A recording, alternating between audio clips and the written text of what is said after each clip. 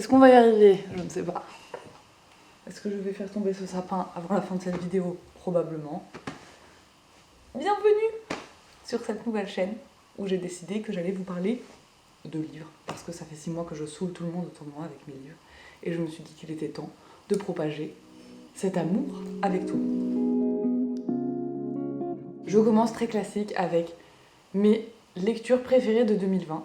Comme je suis incapable de choisir, j'ai décidé de faire ça en plusieurs parties et je vais commencer par les essais, parce que c'est ce qui m'a poussée à me lancer dans cette aventure. C'est que je ne trouvais pas trop de chaînes qui parlent d'essais sur YouTube. Et du coup, d'ailleurs, si vous avez des recommandations, n'hésitez pas à m'en donner. Mais voilà, je voulais venir pour vous parler de ça. Je vais faire dans l'ordre de ce que j'ai lu cette année, parce que, une fois de plus, je ne sais pas choisir.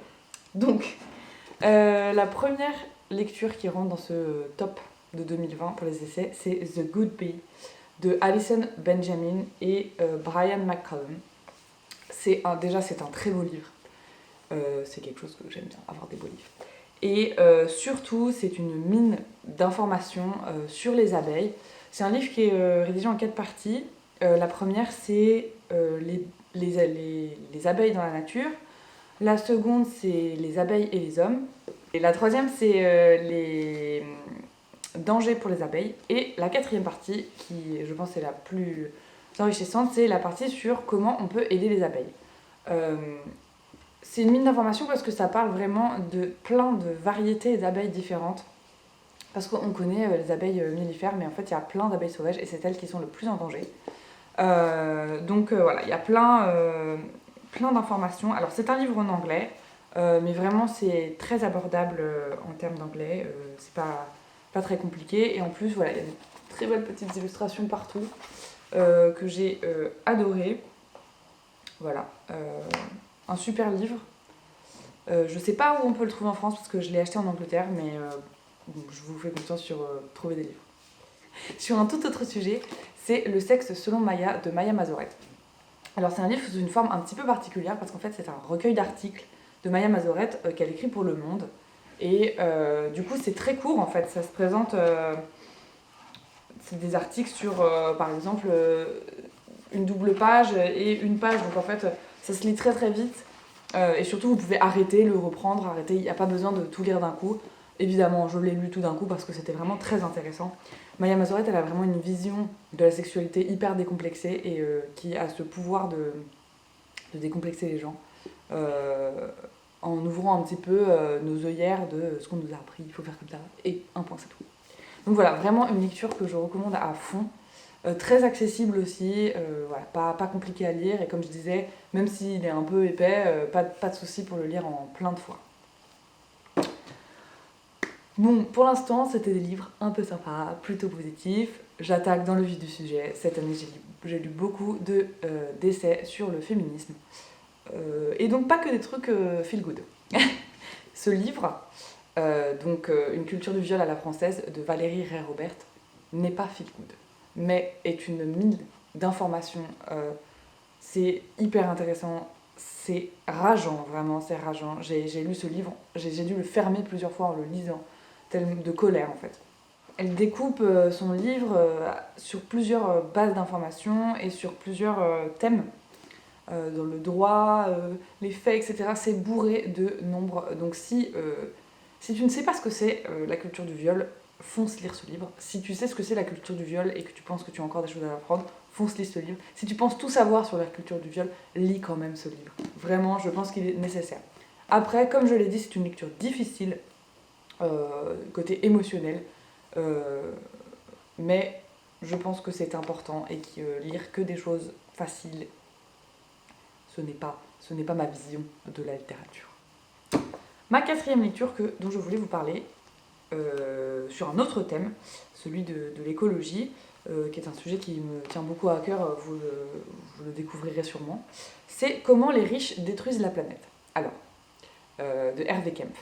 Ce livre est sorti en 2009, donc quand je l'ai lu, je me suis dit, bon, peut-être que ça va être un peu obsolète.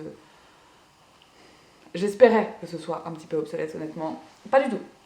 Pas du tout, c'est terrible. Tout ce qui est écrit là-dedans donc, date d'il y a 11 ans et c'est toujours totalement à jour. Hervé Kempf, il n'est pas dans... Alors, le titre pointe un petit peu du doigt une catégorie de gens, hein. Mais ça fait prendre un pas de recul sur qu'est-ce qu'on veut faire de notre planète, qu'est-ce qu'on accepte. Et l'écologie, pour lui et pour moi aussi, c'est pas juste trier ses déchets et je sais pas moi, arrêter de rouler en SUV. Non, il y a plein d'autres choses à faire et c'est un combat social également. Et donc voilà, c'est vraiment un livre très instructif, court, pas moralisateur à outrance et vraiment... Voilà, si vous y connaissez rien à l'écologie ou alors si vous êtes vraiment que dans l'écologie de tous les jours, j'appelle ça, c'est un livre qui peut vous ouvrir les yeux sur le lien entre les facteurs sociaux et écologiques. Voilà, donc aussi une très bonne lecture. Encore une lecture incroyable pour cette année 2020. J'ai lu Femmes, race et classe de Angela Davis. Alors c'est un livre très vieux, 1981, qui est connu, c'est un classique pour les militants et militantes. En fait, cette lecture n'a pas été particulièrement facile pour moi, dans le sens où c'est une approche très historique, très documentée, très fournie. Elle parle de beaucoup de gens dont j'ignorais totalement l'existence et auxquels j'ai pas forcément été chercher parce qu'il y a vraiment beaucoup de références. Ça peut submerger un petit peu, mais ce pourquoi il m'a vraiment intéressée et marquée cette année, c'est la convergence des luttes. C'est-à-dire, et le titre le dit très bien, en l'occurrence, la convergence pour les luttes féministes, antiracistes et de classe. Parce que tous ces problèmes sont liés, et ce qui ressort très régulièrement, c'est quand même que ce sont des hommes blancs riches qui maîtrisent le monde et qui rigolent bien pendant que nous, on se tire dans les pattes. Cette édition, je n'ai rien contre elle, hein, mais c'est écrit très petit, vraiment. Donc sur une lecture comme ça qui est déjà difficile, c'est peut-être pas l'édition que je recommande, mais ça reste très intéressant, le fond est très intéressant. Ensuite, j'ai lu Flic de Valentin Gendreau. Alors vous avez dû en entendre parler, il a fait beaucoup de bruit sur les réseaux et les médias. Donc Valentin Gendreau, c'est un journaliste d'investigation qui avait déjà fait plusieurs investigations et qui est le premier journaliste français à réussir à rentrer dans la police. Donc après une formation de 6 mois, on lui donne le droit d'avoir une arme sur la place publique, ce qui déjà, à partir de là, me pose un problème. Mais donc Valentin Gendreau, ce que j'ai beaucoup aimé, c'est que dans le contexte actuel, il n'a pas juste cassé du flic, quoi. Il n'a pas juste dit bouh les flics, c'est des gros racistes. On a son point de vue ou pas là-dessus, mais en l'occurrence, il parle surtout il parle de ça, mais également des conditions de travail de la police. C'est un livre qui peut déranger, qui peut faire polémique, qui est difficile à lire. Il y a vraiment des moments difficiles, où il raconte son expérience finalement dans la police, dans le 19e arrondissement de Paris. C'est difficile, mais j'ai trouvé ça hyper intéressant et instructif, surtout dans les conditions actuelles. Ensuite, je crois que c'est ma lecture préférée de tout 2020. J'ai nommé Présente de Lorraine Bastide. Bon, déjà, amour infini sur Lorraine Bastide, mais Lorraine Bastide, donc, c'est une journaliste qui a entre autres créé La Poudre, qui est un podcast très très intéressant. Et donc Présente, c'est un essai sur la place des femmes dans l'espace médiatique, politique et public. Et vraiment, pour le coup, je suis déjà beaucoup documentée sur le féminisme, je lis, comme vous l'avez vu, je lis déjà beaucoup à ce sujet. Mais vraiment, ce livre, il a eu une portée très forte pour moi parce que je me suis rendu compte de plein de petites choses, de plein de petits combats qu'on oublie de mener et qui sont en fait juste la visibilité, quoi. La première ligne de son résumé, c'est être visible. C'est vraiment ça, c'est être visible. Et c'est ça qui nous manque. Et c'est ce que Lorraine Bastide essaye de montrer dans cet essai, qui est vraiment une petite perle, en plus du fait que c'est très bien écrit, c'est très agréable à lire. Voilà, vraiment, si je devais recommander un seul livre pour 2021, du coup maintenant, ce serait celui-là. Voilà. Ok, donc maintenant on arrive mon deuxième préféré de 2021. La vidéo s'est coupée alors que je parlais d'Alice Coffin. Quel enfer. Donc ma deuxième lecture préférée de l'année, ce sera Le génie lesbien d'Alice Coffin.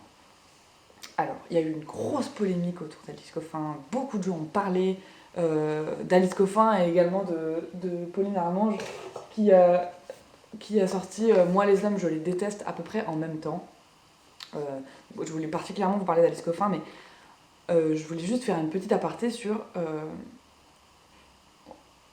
non, on ne fait pas de commentaires sur un livre qu'on n'a pas lu. On ne descend pas une auteure qu'on n'a pas lu. En fait, on attend de lire le contenu du bouquin et ensuite on peut éventuellement donner son avis de manière bienveillante. Mais vraiment, ces deux personnes ont un mérite infini en 2020 parce qu'elles ont pris plein la gueule.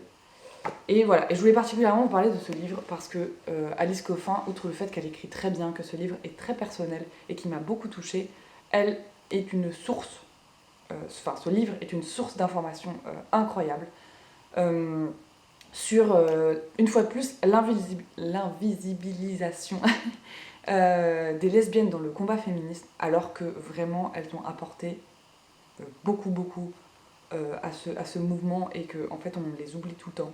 Enfin, on les oublie, non, on les cache, hein, soyons honnêtes. Donc voilà, c'est un livre très touchant, très personnel et en même temps très engagé. Voilà, un livre que j'affectionne particulièrement et que je vous conseille de lire à tout prix. Du coup, j'avais pas prévu d'en parler, mais j'en parle un petit peu quand même, puisque je vous l'ai montré. Moi, les hommes, je les déteste de Pauline Armange. C'est un livre que j'ai vraiment apprécié. Il devait pas figurer dans ce top à la base, parce que je l'ai trouvé un peu court en fait. J'en aurais espéré plus. Après, je pense que pour se familiariser avec le concept de la misandrie, c'est très bien. Et surtout, je pense que ce livre était assez révélateur dans ce qu'il a remué avec un titre comme ça. Il a failli être censuré alors qu'il y a des millions de livres et de productions dans les médias sexistes qu'on ne censure jamais. Et voilà, donc gros soutien à Pauline Armange, même si voilà, pour moi ce livre n'a pas été une révélation dans le sens où j'ai beaucoup aimé cette lecture, mais j'en ai pas appris assez à mon goût.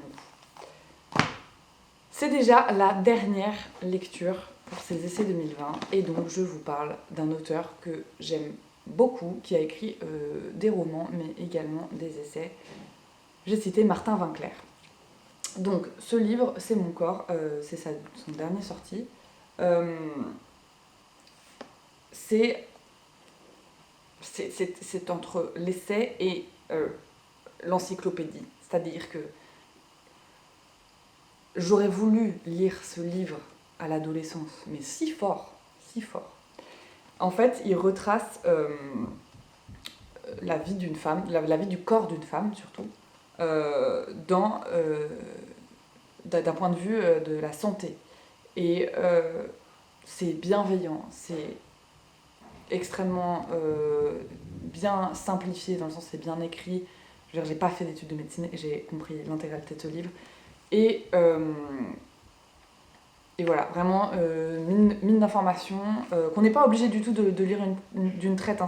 Il y a des questions, il y a des gros chapitres où vraiment on a les thèmes. C'est pas obligé de lire 100% de ce livre. Je l'ai lu d'un coup parce que je suis comme ça, je suis incapable de lire un livre à moitié.